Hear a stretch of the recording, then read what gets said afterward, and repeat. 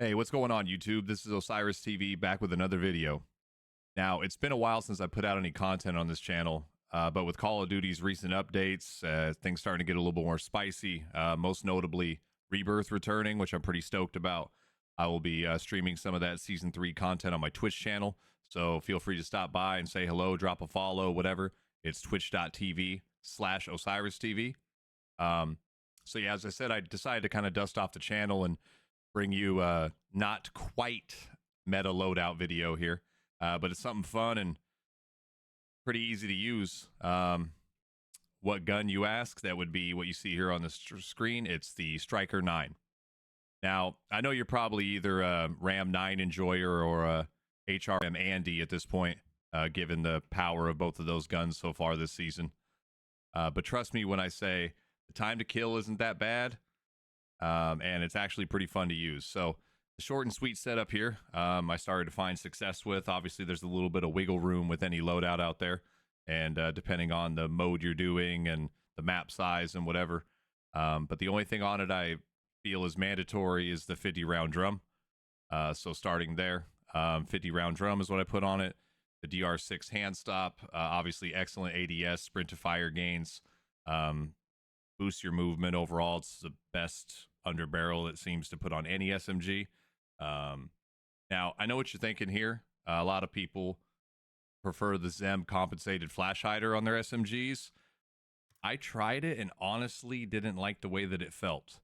So I went with the L4R flash hider, and it feels like it does a lot more with the recoil control and the little bit of kick that this gun has. Now, feel free to use the Zem if that's what you're comfortable with, but this is just what worked for me. Striker long barrel, this is probably also something that is kind of mandatory on it. I feel like it's just better than the Elite.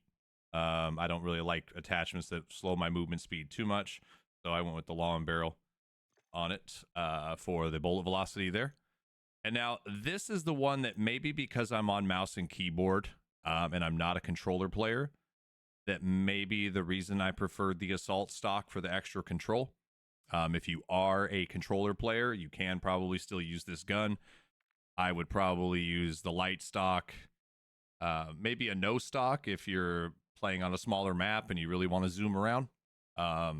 Just something, you know, you can kind of play with it, as I said, but this is what I found success with.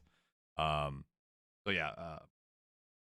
Lastly here, if you completed 5 challenges every week of season 2, you would have received this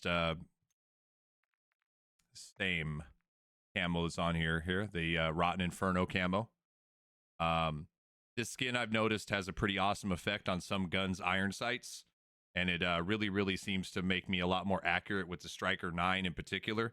I noticed it on a couple other guns as well, but yeah, as you can see when I bring it into the firing range here, it lights that up pretty good. So just something to kind of make note of.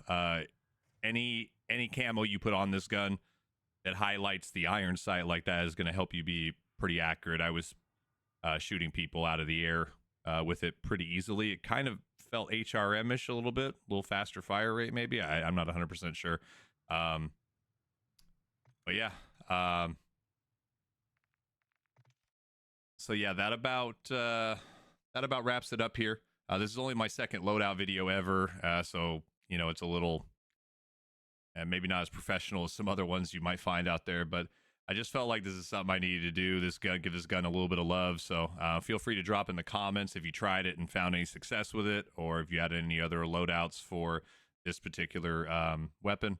If you enjoyed the video, feel free to drop a like. And if you enjoy content like this and overall just want to help a brother out, you know, feel free to hit the subscribe button. It's free on YouTube and is very much appreciated. Once again, thank you for watching, and we'll see you in the next one.